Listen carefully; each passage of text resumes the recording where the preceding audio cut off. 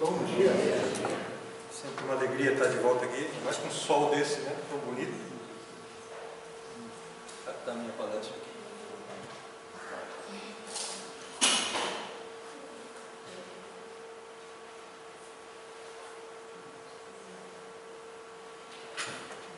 Pois bem, volta e meia nós passamos por alguns períodos, né, que ocorrem certas tragédias que chocam, né, a sociedade. Atualmente nós temos o Rio Grande do Sul passando por grandes consternações, né, e nós pensamos em trazer alguma coisa, mas é claro que a maioria das pessoas já tem um conhecimento, né, de que, aqueles que aqui frequentam, de que essas tragédias, como nos dizem os Espíritos, aqui na questão 737, do Livro dos Espíritos, né? Com que fim fere Deus a humanidade por meio de flagelos destruidores? E a resposta simplificada aqui para nós, para fazê-la progredir mais depressa. Então nós sabemos que nada ocorre por acaso, ninguém sofre por acaso.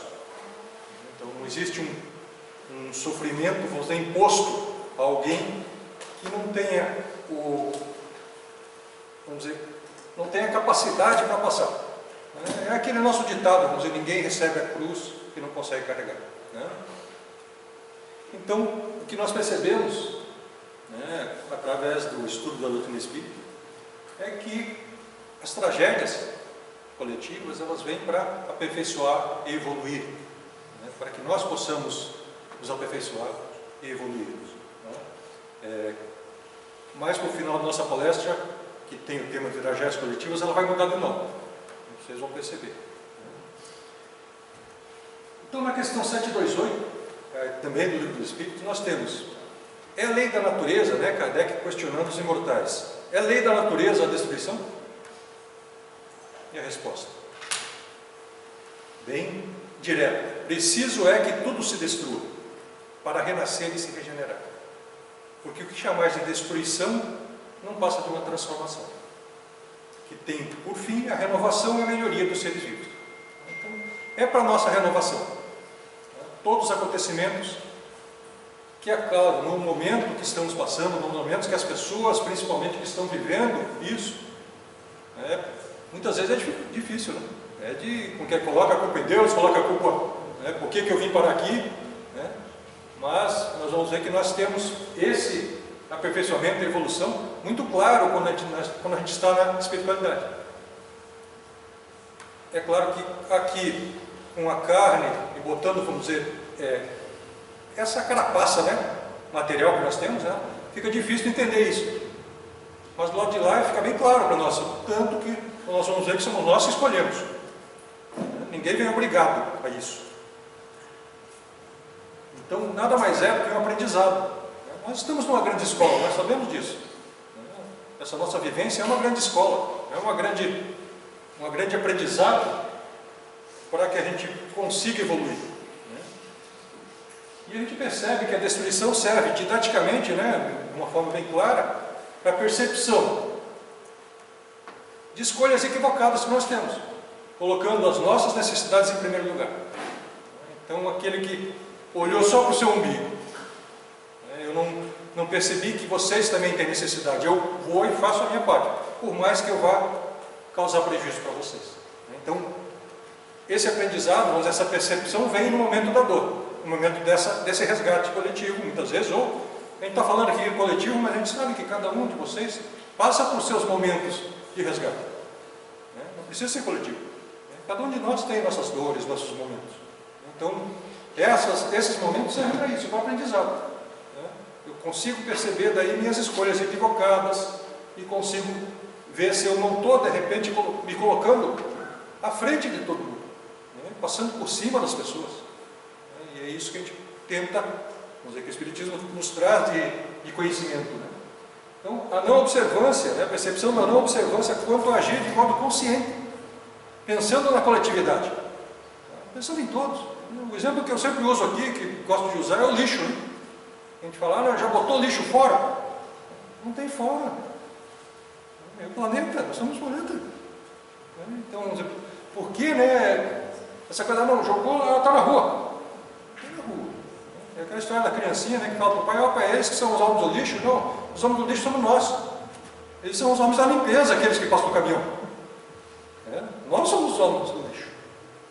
Então nós temos que ter essa consciência de coletividade. O que eu estou fazendo vai afetar vocês e vice-versa. Então a gente percebe que, na realidade, as dores, tragédias que nós passamos, o que nos leva, vamos dizer, é um estímulo para que a gente tente melhorar. Então, as destruições aceleram esse progresso, porque nós somos pacatos por natureza. Se for fazer uma enquete aqui com vocês, quem veio aqui está tudo bem na vida, tranquilo, materialmente, e quem que entrou aqui? Quem que procurou a casa espírita? Quase ninguém, né? A maioria de nós veio pela dor. Alguma coisa algum calo está apertando, e daí eu procuro Deus. Mas se tiver tudo certo, dificilmente. Então, a lei de Deus que é perfeita, ela nos coloca, vamos dizer, vejam, até agora eu estou falando de Deus aqui, e vocês de repente têm a falsa impressão de que eu estou botando a culpa em Deus. A gente vai ver bem claramente que a culpa é nossa, nessas decepções.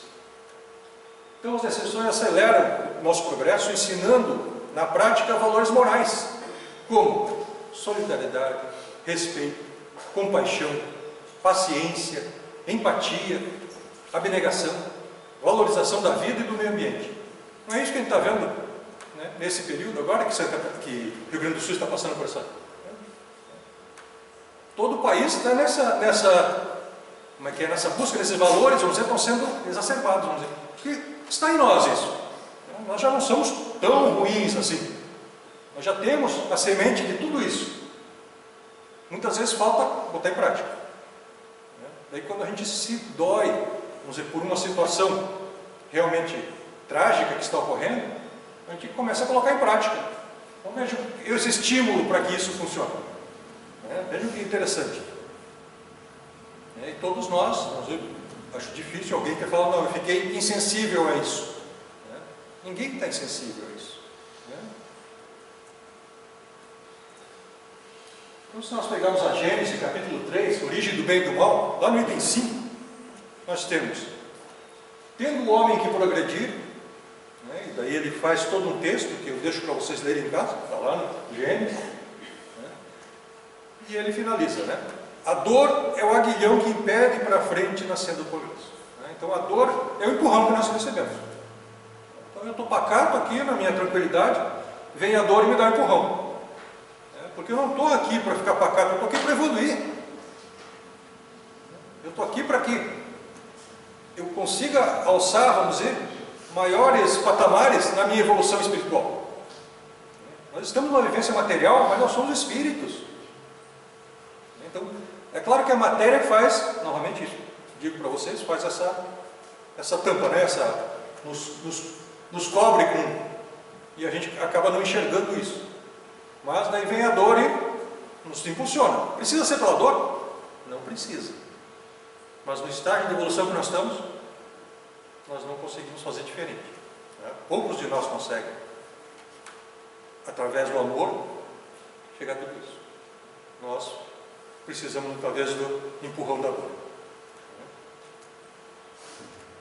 Então, ciente de tudo isso, a gente começa a entender, vamos dizer, que é um exercício para a nossa inteligência mesmo, de espíritos. E ainda continuamos lá na Gênesis, ainda no capítulo 3,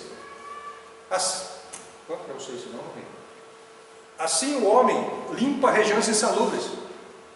Através das tragédias, o homem acaba limpando regiões insalubres, neutraliza os miasmas pestilentos, fertiliza terras não cultivadas, preserva-as de inundações, constrói-se casas mais saudáveis, mais fortes para suportar os ventos tão necessários para a purificação da atmosfera, e se protege do clima. Parece que ele está escrevendo para nós agora, não? Foi lá atrás isso. Então vejam que as tragédias têm esse fim, para que nós, nesse exercício de inteligência, nos coloquemos em ação. Não não fiquemos parados. Então, como eu falei para você, já dá para a gente colocar esse, como é que é, o chapeuzinho com culpados para nós, né? E tudo isso, vamos dizer, acho que é só essa que é escura. Desculpe. Então, somos causadores das nossas próprias tragédias. Mas a gente custa admitir isso, né? Custa admitir essa fática verdade. Insistimos em olhar o mundo ao nosso redor como causador de tudo, né? De todos os males que nos atingem. Então, parece que a gente não está no mundo. A gente olha para fora e fala assim, não, isso está ocorrendo porque o mundo está assim. Eu faço parte disso. Qual a minha contribuição? Está sendo para o bem ou está sendo para acumular isso? Né? Então, tendo em vista isso, nós podemos dividir as catástrofes, as tragédias, em 3 tipos. Aquela população dos seres humanos. Então, são as guerras, perseguições, né, que nós tivemos, aí, cruzadas, perseguições cristãos, né, que inclusive já vou contar uma historinha. Né, então, esse é um tipo. O segundo tipo são os naturais, terremotos, tsunamis. Nós aparentemente não temos ingerência sobre isso. Né, tanto que os cientistas não conseguem ainda prever quando vai ocorrer, né, com exatidão um terremoto, um tsunami. Os animais da Terra têm mais, como é que é? Já correm para as montanhas, né, os elefantes, então já tem mais sensibilidade do que nós, os próprios cientistas, os próprios sismógrafos, né, que eles usam, ainda não conseguem prever de maneira exata quando vai ocorrer. Então, são desastres naturais. E nós temos o terceiro tipo, que é o místico. A ação nossa, dos seres humanos, mesmo sem intenção. E daí nós temos Covid, enchentes, né, e todo tipo de tragédia que nós, vamos dizer, apesar de tentar colocar a culpa em Deus, ou colocar a culpa no destino, nós temos ali a nossa ingerência, né, do como nós estamos vivendo hoje. Né? Então, 3 tipos em que a gente precisa analisar, né, onde ele está se encaixando. Então, vamos pegar um acontecimento aqui do tipo 1. Aqueles que já leram o livro Cartas e Crônicas do Irmão X, né, sabem que não é esse o nome do texto, né, mas eu coloquei para que, peço uma licença poética aqui para Humberto de Campos, para que eu mude o texto dele para recepção. Né. Então nós temos uma reunião lá no ano 177 depois de Cristo. Né. Então está reunido o Concílio de Lyon. Tá. Não é um concílio grande. É um concílio de, no máximo, 1000 pessoas, tá, que está reunido num período, vamos dizer, esse 177, né, que reinava Marco Aurélio. Marco Aurélio ele tinha a alcunha de piedoso. Ele era piedoso, mas eu digo mais é que ele era acomodado. Por quê? Porque ele assumiu o império, mas não mudou lei nenhuma. Então, existiam as leis contra os cristãos, de perseguição, e ele não aboliu nenhuma dessas leis. Então, a perseguição continuava, os cristãos estavam sendo mortos o tempo todo. Né?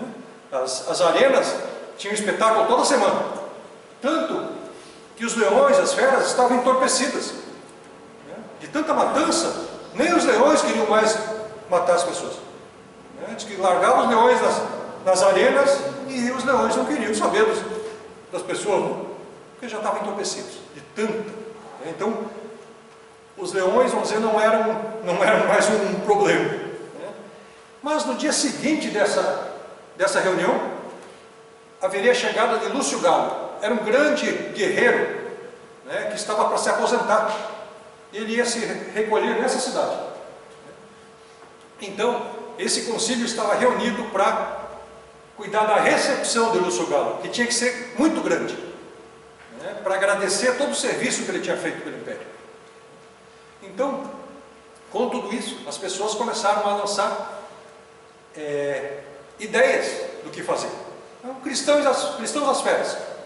Falaram, mas os leões são tudo, né, nem estão aí para os cristãos antes. O que vão fazer? Né? Então, não, arouques, né, aqueles bois selvagens, para brigar sozinho. Pode ser também, mas não é uma novidade. Né? As pessoas falavam. Né? bailarinas, né, músicos, tudo isso é normal. Aquele que estava coordenando a reunião falou: nós precisamos de uma cena de exceção, uma coisa que nunca foi feita. E daí alguém levantou a brilhante ideia de capturar 1000 cristãos, de um dia para o outro. De um dia para o outro. A ideia era mostrá-los na arena, quando se incendiaria toda a arena, colocando ferpas e soltando os cavalos velhos em cima. E ele lançou daí o desafio: cada um de nós que esteja nessa reunião, que traga um cristão, caçá-los ao serviço da obra. Então vejam o tamanho da crueldade. E assim, no dia seguinte, na recepção de Lúcio Galo, 1000 cristãos, a maioria mulheres e crianças, morreram pisoteados por cavalos em um incêndio. Então vejam uma tragédia aqui, vamos dizer, totalmente na mão do homem. E que aquelas pessoas ali, vamos dizer, por serem cristãos, por uma opção religiosa, acabaram tendo que perecer dessa forma. E as enchentes do Rio Grande do Sul? Quando a gente começa a analisar com uma forma mais didática, vamos dizer, mas sem deixar de se comover com essa situação, sem deixar de arregaçar os braços e ser solidário para com uma situação dessa. Veja que a enchente do Rio Grande do Sul não tem comparação, essa que está ocorrendo agora, nem com 1941, que alagou Porto Alegre, porque ali alagou só Porto Alegre. Agora é quase um estado, uma catástrofe ambiental que assola todo o Rio Grande do Sul. Então vejam, é uma catástrofe muito grande. Para ter uma ideia, em dados de 7 de maio, nós temos que 1.300.000 pessoas foram atingidas, em 385 municípios, dos 497 municípios que tem o Rio Grande do Sul. Então é uma catástrofe muito grande. Então nós temos sim que nos colocar, vamos dizer, como aquele nosso quadro escuro aqui, como culpados pela nossa atuação como humanidade. Como que nós estamos agindo para com a natureza. E daí, aqueles que não têm essa consciência, colocam a culpa em Deus. É um determinismo de Deus. Então Deus determinou que fosse ali e pronto. Será que é assim tão simples? Será que Deus, toda bondade, vai escolher? Por que ele escolheu o Rio Grande do Sul? Por que ele não escolheu outro lugar? Na realidade, são determinismos sim, assumidos na espiritualidade pelos próprios espíritos. Então, é um determinismo nosso. Nós escolhemos. Aqueles que estão lá se predispuseram a estar passando por essa situação. Assim como nós, como humanidade, nos predispusemos a vir para cá na época de uma pandemia. Ninguém veio obrigado. Então, nós escolhemos estar aqui e passar por essa provação, por esse resgate. Então, antes de reencarnar, a gente escolhe com o propósito de resgatar velhos débitos e conquistar uma ascensão espiritual. Nós sabemos, como estamos do lado de lá, que isso vai nos beneficiar. Isso aqui, essa nossa vivência aqui, é muito rápida. Então, vamos dizer, quando nós estamos lá, nós temos essa condição de entender melhor esse espaço-tempo, que a gente só tem aqui. Então, como espíritos, nós temos condições. A gente até se revolta quando a gente está aqui. Mas quando a gente volta, a gente percebe, não tinha que ter me revoltado nada. Eu tinha somente que passar porque eu escolhi. E vocês pensam, não, de repente, todo esse pessoal, vamos focar no Rio Grande do Sul aqui, todo esse pessoal então teve uma morte igual, uma morte diferente. Como isso? Vamos pegar André Luiz para nos ajudar aqui. André Luiz, no livro Ação e Reação, afirma: nós mesmos é que criamos o karma, e este gera determinismo.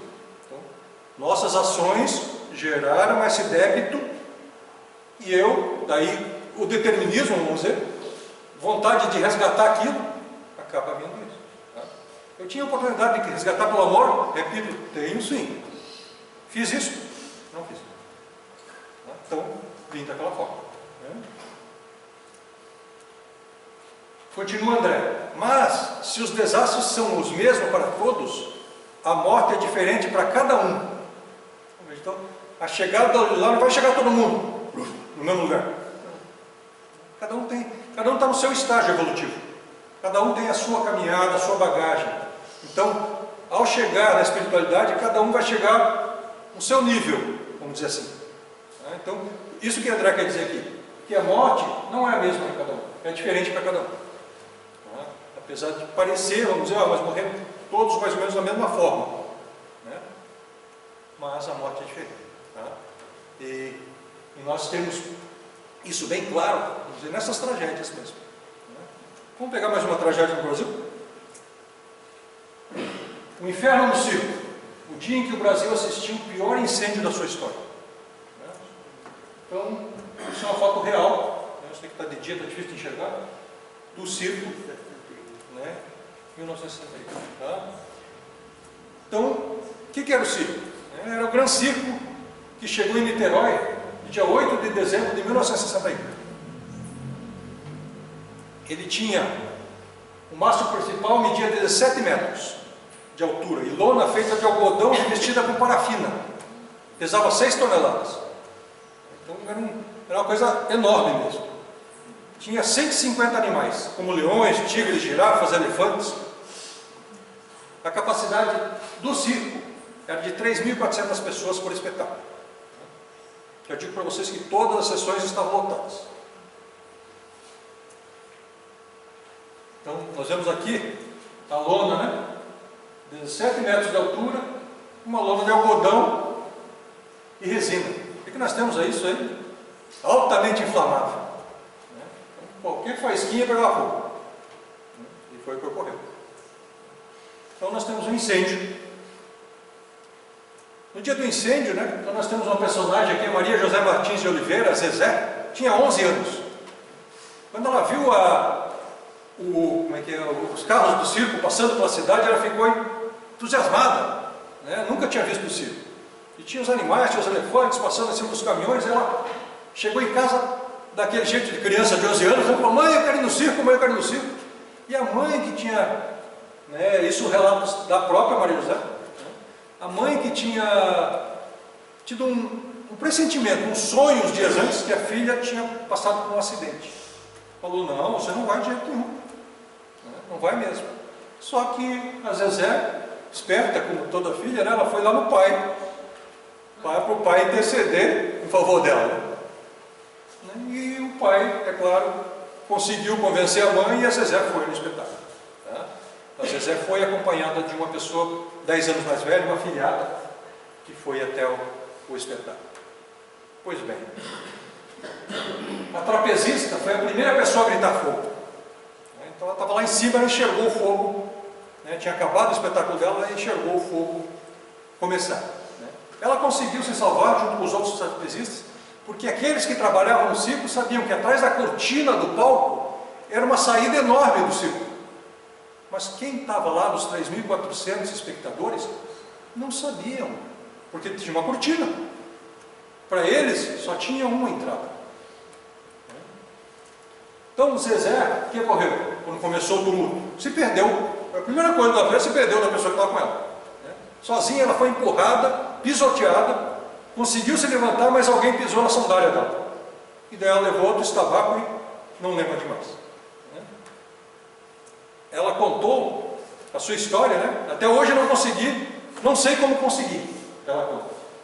Ela recordou, Maria José, que contou a sua história no romance Vida em Chamas, da editora Viseu, de 2016. Então nós temos aqui aqui não dá para ver nada, mas uma arquibancada de madeira e ferros, Então vamos ver, tudo torcido. Nós tivemos um herói e vilã nesse incêndio, que foi a Semba. Semba era uma das 5 elefantas que fazia parte da trupe, Então, e ela, na hora do fogo, ela desembestou e abriu um buraco na lona, abriu uma outra saída. Então, muita gente se salvou por ali, mas muita gente morreu por ali.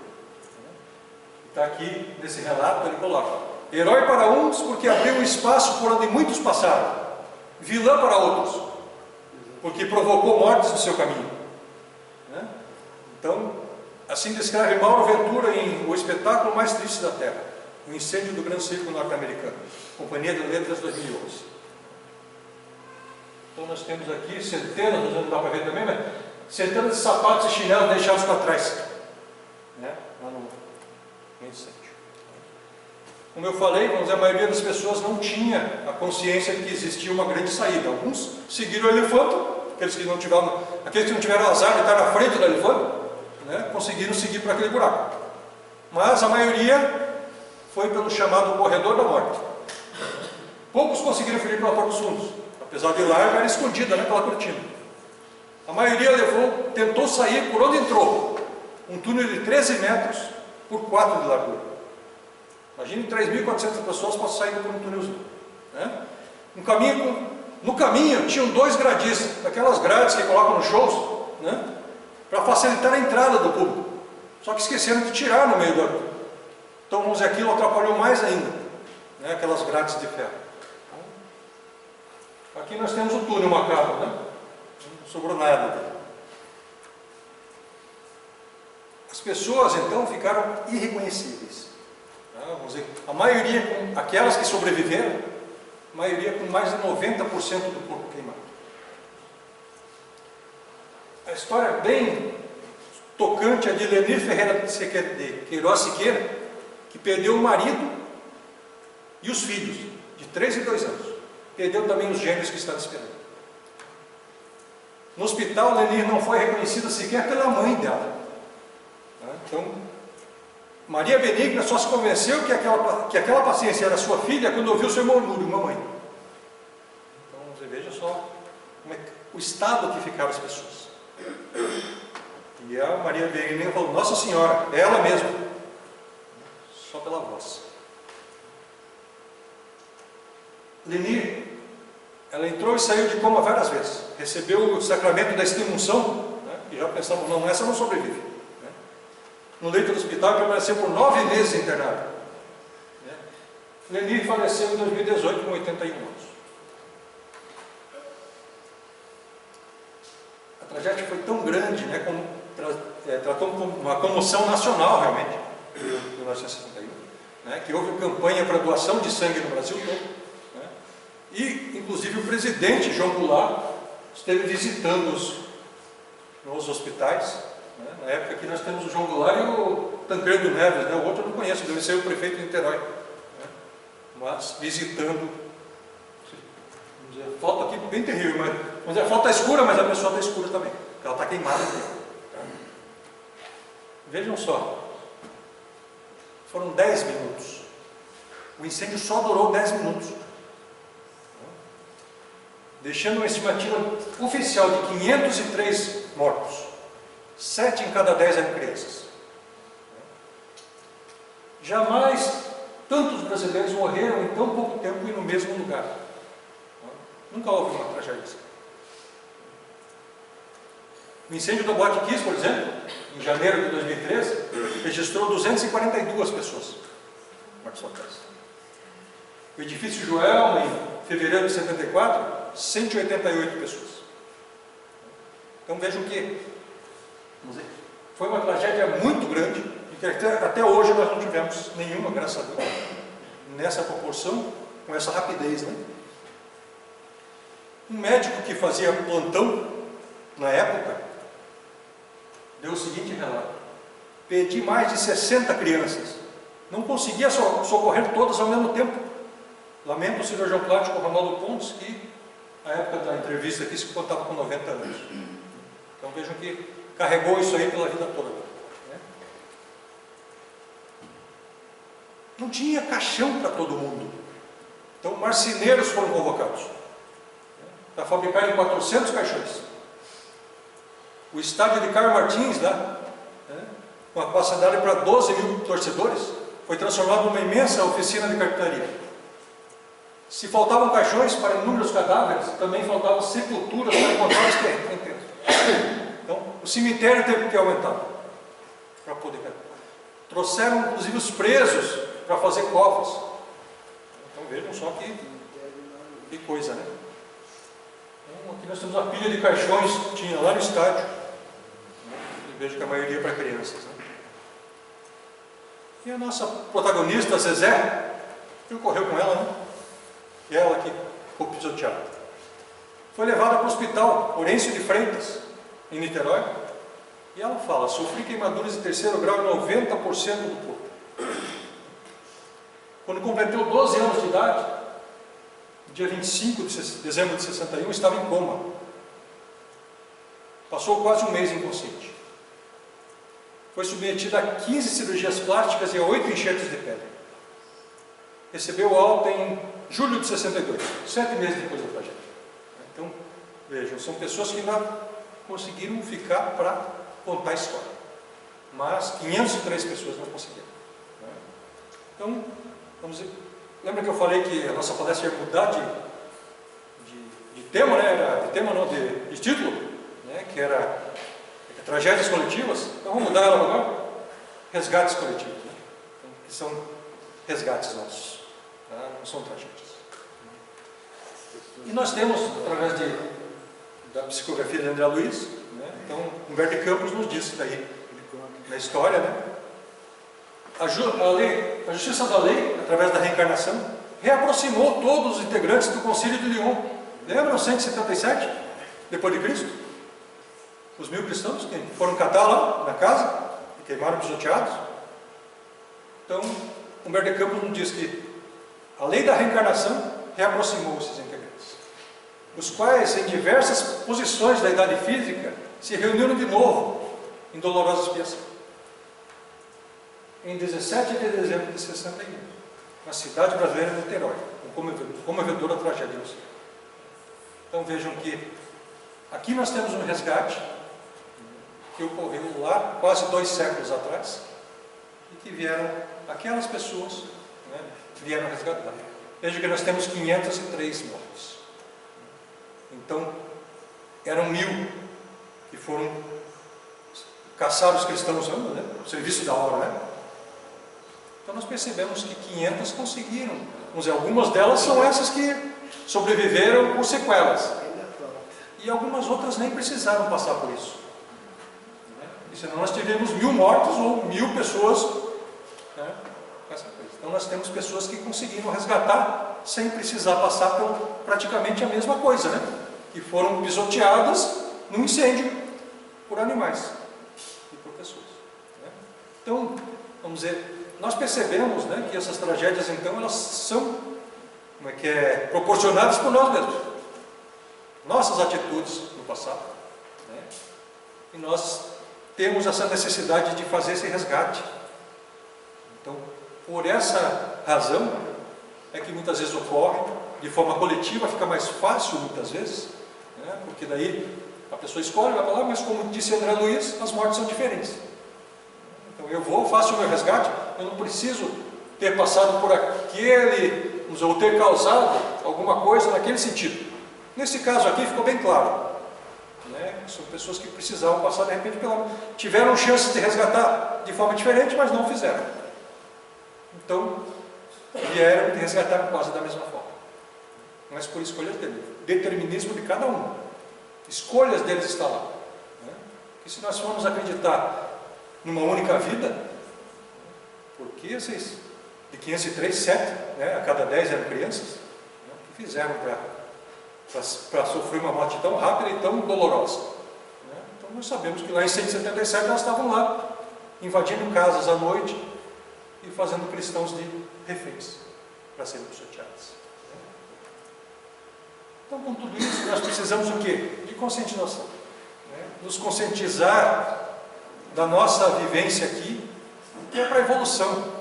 Se nós passamos por dificuldades, por dores, elas são escolhas nossas. Então vamos aprender com elas. Realmente vieram para o nosso aprendizado, né? Então vamos aprender para que não precisemos vir e pagar na mesma moeda. Porque vai chegar um momento que de repente eu vou ter que vir e pagar na mesma moeda, né? Da mesma forma. Se eu ficar postergando isso. a exploração crescente da natureza tem impactos negativos por toda a sociedade. Nós estamos, como eu falei para vocês, nós somos parte do planeta, não vamos nos colocar fora dele. Então tudo isso que está ocorrendo, nós temos a ver e vai nos afetar da mesma forma. Assim como nós somos vendo no Rio Grande do Sul. O poder financeiro e os ganhos imediatos estão nos levando a destruir o patrimônio comum nosso. Eu brinco sempre com o pessoal, né, que a gente vê que nós estamos nessa transição planetária. Né? Alguém já teve algum livro do Divaldo e tal que falou como é que vai ser esse planeta lá na frente, depois da transição? Eu estou com medo disso, porque eu acho que a gente vai vir para... Aqueles de nós que conseguimos vir nesse planeta de transição, a gente vai ter que reconstruir tudo. Do jeito que a gente está deixando. Não é? Então nós precisamos de uma atitude agora. Mudar nossa atitude. Né? Estamos degradando o meio ambiente, aumentando a temperatura e os desequilíbrios do habitat natural. Levando a novas epidemias, olha a Covid aí, novos vírus, novas devastações. Está tudo ocorrendo. Agora mesmo eu estava vendo o Globo Rural, eu estava falando, não, né, que foi a maior desmatamento que houve no Cerrado, foi agora ano passado. Por quê? Porque daí a Amazônia ficou muito no foco, né? Então o pessoal parou de desmatar a Amazônia e foi para o Cerrado. Então vejam, essa sanha, né, de financeira, aonde está nos levando? Mas, vamos dizer, não vamos achar também que nós não temos um amparo. Nós temos toda uma espiritualidade nos amparando para que a gente haja e mude de uma forma melhor. Vamos dizer, a intuição está o tempo todo. Vamos dizer, eu estive aqui há 2 semanas atrás, na terça-feira, falando da consciência. É essa consciência que a gente precisa. Como que eu estou agindo? Como que eu estou me colocando perante esse mundo? Então eu preciso sim me posicionar. Não preciso sair gritando na praça. Mas eu preciso fazer o certo, fazer o meu. Né? Trabalhar para que o planeta, vamos dizer, que eu espero que meus filhos tenham, eles sejam um bom planeta. Então nós precisamos fazer isso.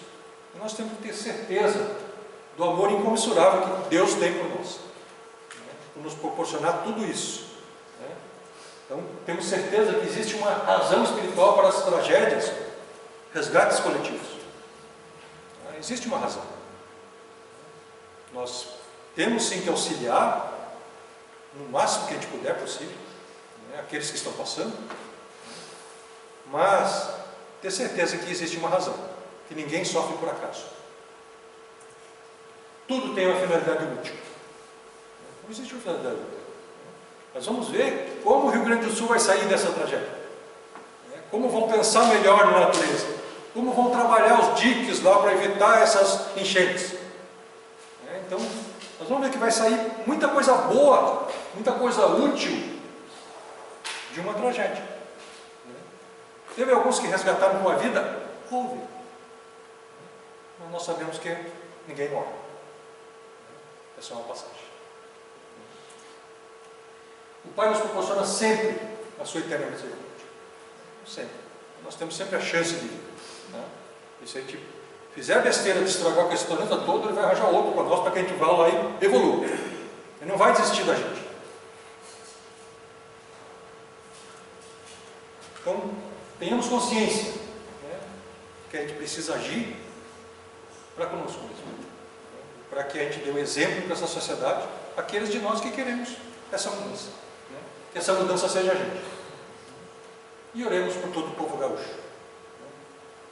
Muito obrigado pela atenção. Vamos orar. Senhor Deus, Jesus, amigo e mestre, agradecemos esses momentos de inspiração, possamos refletir sobre tudo que ocorre no planeta, como integrantes dessa grande massa evolutiva, possamos estar contigo, nos inspirando, nos iluminando o caminho, que a nossa luz comece a se fazer cada vez mais forte, com a nossa transformação, com essa vontade de evolução, solidariedade, e auxiliando aqueles que por acaso ainda não enxergam. Permita, Senhor, tenhamos paciência e consciência dessa nossa necessidade e desse nosso momento evolutivo. Permita, Pai, que essa luz que agora nos banha possa iluminar a todos nós, particularmente o povo do Rio Grande do Sul. Abençoe-nos, Mestre, e fica conosco, agora e sempre. Que assim seja. Muito obrigado.